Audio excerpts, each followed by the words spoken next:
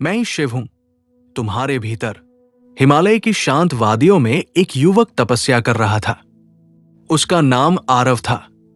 जीवन की असफलताओं ने उसे भीतर से तोड़ दिया था। उसने कई बार प्रयास किए, लेकिन हर बार उसे हार का सामना करना पड़ा। अंततः वो सब कुछ छोड़कर भगवान शिव की शरण में आ गया। दिन बीतते गए। ठंडी हवाएं, भूख, प्यास, सब कुछ सहते हुए वो एक ही प्रार्थना करता, हे महादेव, मुझे रास्ता दिखाइए, मैं हार चुका हूं। एक रात जब आकाश में पूर्णिमा का चांद चमक रहा था, अचानक वातावरण में एक अद्भुत ऊर्जा फैल गई। आरव ने अपनी आंखें खोली। उसके सामने स्वयं भगवान शिव प्रकट थे। जटाओं से गंगा बह रही थी। त्रिनेत्र में अपार शक्ति थी और उनके चेहरे पर गहरी शांति। आरव कांपते हुए बोला, प्रभु, क्या मैं सच में असफल हूं? क्या मेरे लिए कोई रास्ता नहीं बचा? शिव मुस्कुराए। उनकी आवाज गूंज उठी, गहरी, शांत और शक्तिशाली। आरव, तुम असफल नहीं हो, तुम केवल अभी अधूरे हो। आरव हैरान था, लेकिन प्रभु, मैंने सब कुछ किया, फिर भी मैं हार गया।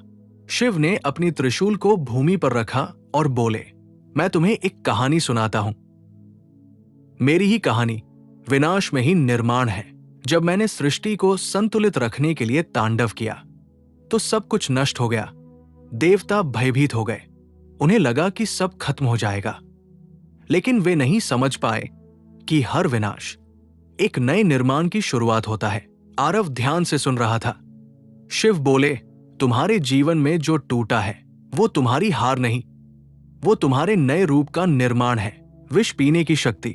समुद्र मंथन के समय जब हलाहल विष निकला तो कोई उसे स्वीकार नहीं कर पाया। अगर मैं भी डर जाता तो सृष्टि नष्ट हो जाती। आरव ने पूछा, प्रभु, आपने वो विष क्यों पिया? शिव ने उत्तर दिया, क्योंकि किसी को कठिनाई को स्वीकार करना ही पड़ता है। भागने से समस्या खत्म नहीं होती। तुम अपने दुखों से भाग रहे हो। आरव, उन्हें स्वीकार करो, तभी तुम मजबूत बनोगे। अकेले चलने का साहस। मैं कैलाश पर अकेला रहता हूं। मेरे पास न राजमहल है, न सुख सुविधाएं, लेकिन मैं पूर्ण हूं। आरव बोला, प्रभु, क्या अकेलापन जरूरी है?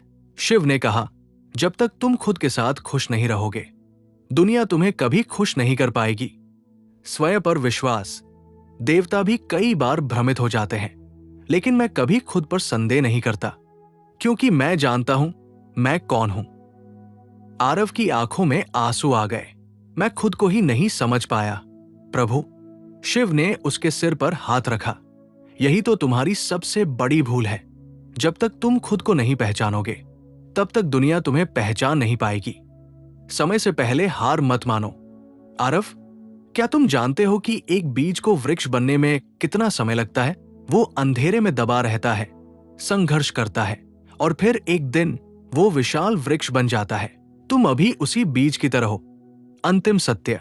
शिव धीरे धीरे प्रकाश में विलीन होने लगे। उन्होंने अंतिम शब्द कहे, तुम मुझे बाहर मत ढूंढो आरव, मैं तुम्हारे भीतर हूं।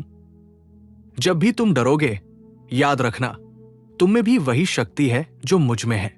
अगली सुबह आरव की आंख खुली। शिव वहां नहीं थे, लेकिन कुछ बदल चुका था। अब उसके चेहरे पर डर नहीं था। उसके भीतर एक नई ऊर्जा थी।